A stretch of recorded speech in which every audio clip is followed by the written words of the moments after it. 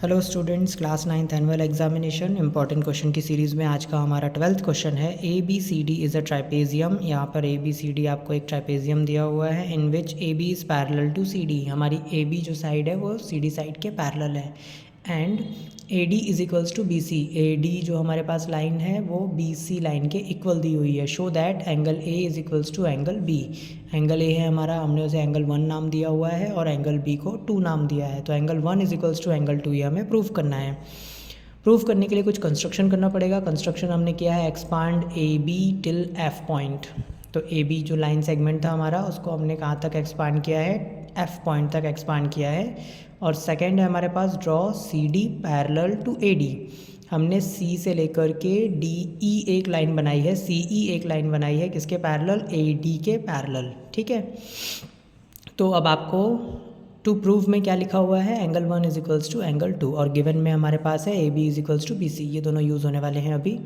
By construction हमें एक चीज़ समझ में आई कि ए ई सी डी जो है वो एक पैरेललोग्राम बन चुका है। ए ई सी डी ये एक पैरेललोग्राम बन चुका है। क्यों? क्योंकि इसमें ए बी और डी सी साइड्स पहले से ही पैरेलल थी और ए डी और ई सी साइड को हमने पैरेलल बना दिया है। तो अब ये एक पैरेललोग्राम है। और यहाँ पर जब हमने पैरेललोग्राम कंस्ट्रक्ट किया तो हमने यहाँ पे दो एंगल्स और हमें फॉर्म होते हुए नज़र आए, तो हमने उनका नाम 3 और 4 रख दिया। अब देखिए आप यहाँ पर, चूँकि ये पैरेललोग्राम बन चुका है ए ई सी डी, इसीलिए हम लिख सकते हैं angle 1 plus angle 4 is equals to 180 degree. क्यों? क्योंकि एडजेसेंट एंगल्स हैं 1 एंड 4। एडजेसेंट एंगल्स जो एक के बाद एक आते हैं उनका सम 180 डिग्री लिख सकते हैं पैरेललोग्राम में। और यहाँ पर हम एक और चीज़ लिख रहे हैं, angle 2 plus angle 3 is equals to 180 degree. Angle 2 plus angle 3 is equals to 180, क्योंकि ये हमें एक लाइन फॉर्म होती हुई दिख रही है।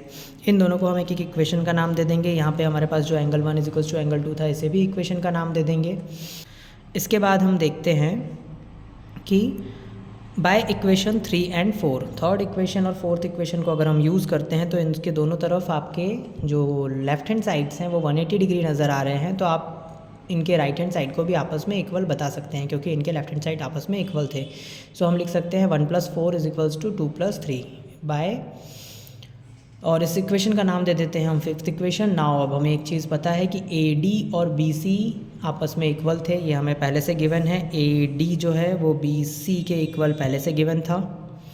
और second thing, A D is equals to C E हम लिख सकते हैं, क्योंकि ऑपोजिट साइड्स ऑफ पैरेललोग्राम है। ए डी को हम सी ई के भी ऑपोजिट लिख सकते हैं, बिकॉज ये ऑपोजिट साइड ऑफ पैरेललोग्राम है।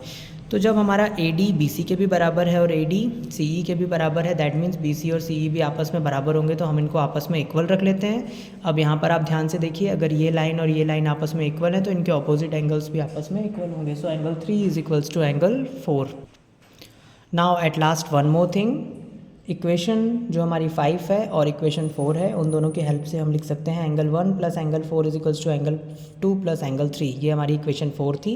और फिफ्थ इक्वेशन में हमने प्रूव किया था कि एंगल 3 और एंगल 4 इज इक्वल हैं, इसलिए हम 3 को रिप्लेस करके उसकी जगह पे 4 लिख सकते हैं। लेफ्ट हैंड साइड और राइट हैंड साइड दोनों तरफ हमारे पास एंगल 4 आते हैं, हम उनको क्रॉस कर देंगे। So angle 1 is equals to angle 2 prove हो जाएगा।